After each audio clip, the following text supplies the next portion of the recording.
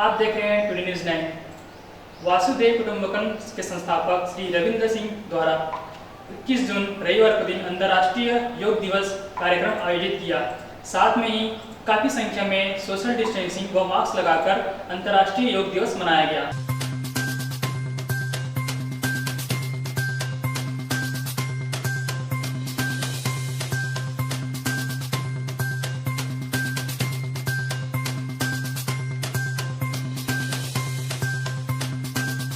उसके साथ साथ लोगों द्वारा सोशल डिस्टेंसिंग के नियम को पालन करते हुए स्वस्थ रहो, सुरक्षित रहो का भी संदेश दिया गया। जय जोहार संगवारी हो, मैं रश्मि देवांगन।